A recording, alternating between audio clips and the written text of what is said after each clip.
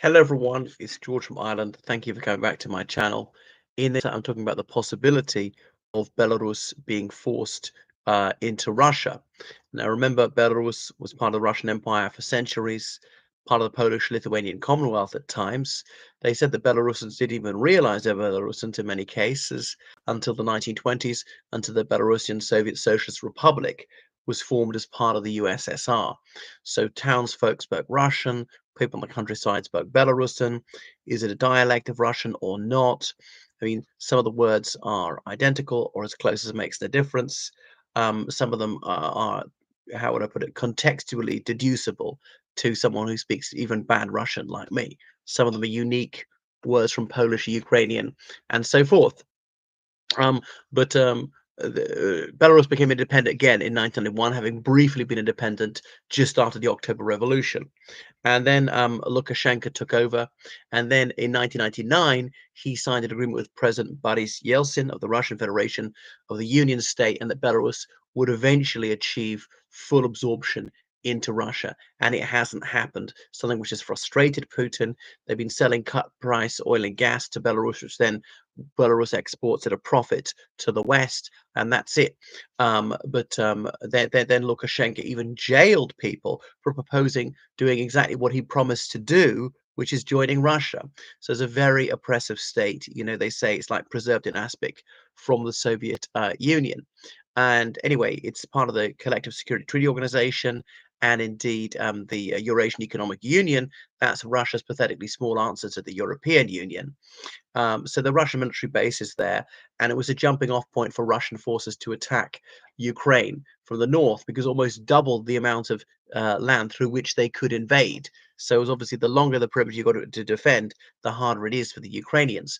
But Belarusian forces themselves didn't go. Some people dispute that, say very few of them joined, because a few Belarusians joined the Russian army. But Lukashenko pretends to be neutral in this war. There have been sanctions against him as well as against Russia. Russia's very supportive of them.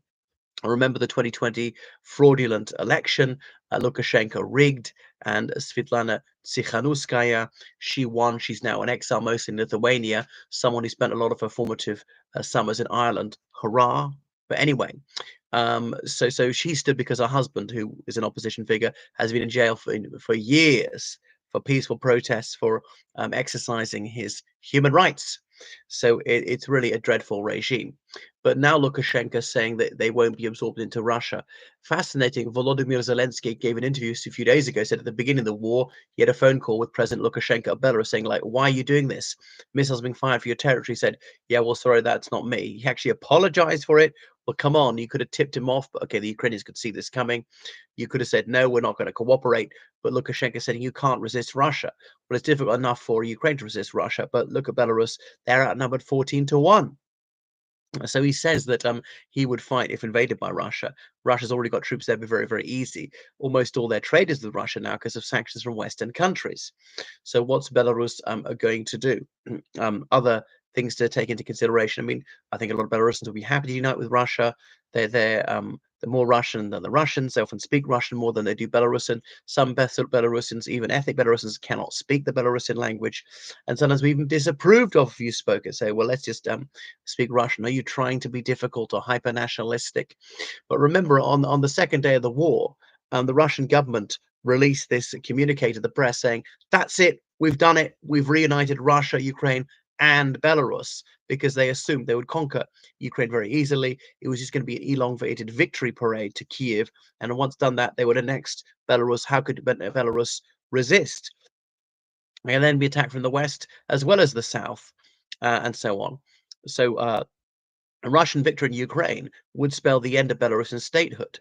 Now, Lukashenko is so oppressive, he suffered these sanctions from Western countries, he's got nowhere else to turn. Why should China, Iran, or anyone help him? He's got almost no economic leverage with which to tempt them. So Lukashenko is saying that if Russia tried to invade, that they would fight. Okay, they might fight, but they would be defeated. Was Belarus going to declare war on Ukraine as well? There was some speculation about that.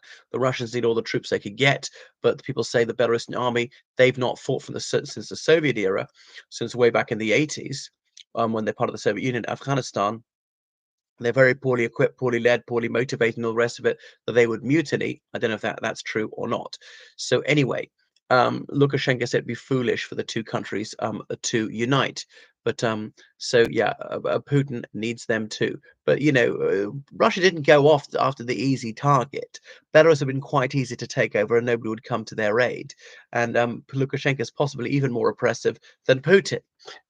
So he's going to have this new charade of an election coming up with dummy opposition figures to do almost no campaigning, with any media coverage will just be vituperation. So I think you can bet the house on what the outcome of that one is going to be.